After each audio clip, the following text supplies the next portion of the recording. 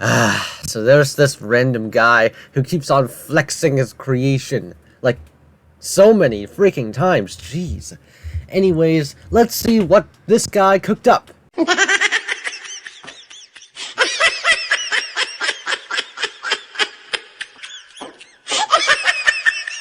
Remember, this is just light-hearted fun. Please don't go and harass this guy, thank you. Okay, so I've compiled this genome, as you can see here. We've got the chimpanzee as the base.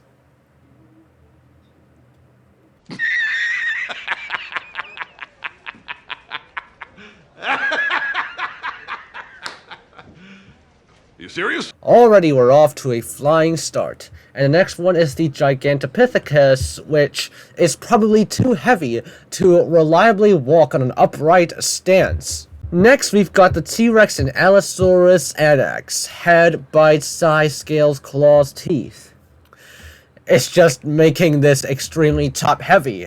Primatus Rex is literally going to fall over any second. To be fair, though, this Primatus Rex 2.0 was created before Primatus Rex got completely destroyed by Goji Center. Now, the next three contributors, the Purosaurus, Cuvier's dwarf caiman, and African dwarf crocodile.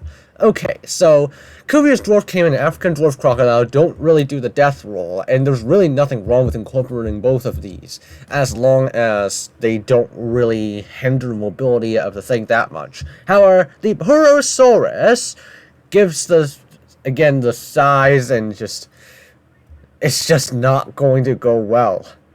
Because the creature, Primatus Rex Netheretus, it's just incredibly heavy by the looks of it.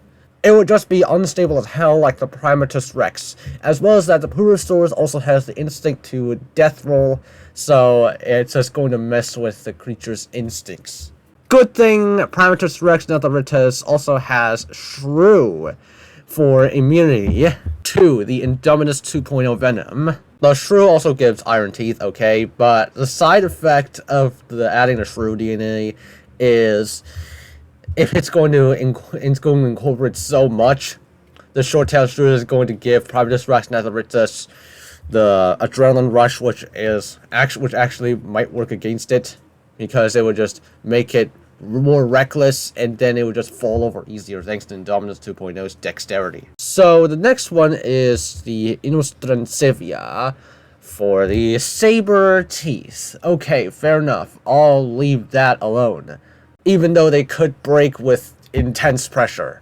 But I digress. So the other contributors are the Borealopelta and the Stegosaurus, as you can see here.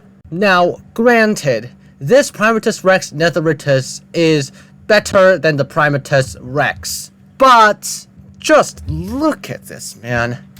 Okay, its armor is going to make it heavier than usual. It's probably going to have even more trouble standing up than the Primatus Rex itself.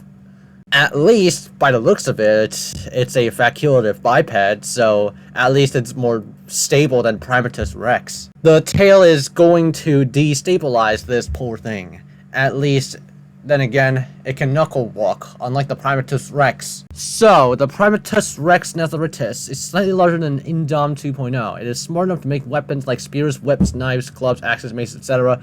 It wears the skin and skull of an Indominus 2.0 for intimidation, implying that the Primatus Rex Netheretus has already cooked the Indominus 2.0, like how Samson has already cooked the Indominus 2.0, yet still lost. This loses even harder than Samson, man. So, are you going to fight fire with fire? Just use a sharpened metal pole to attack a sharpened metal pole.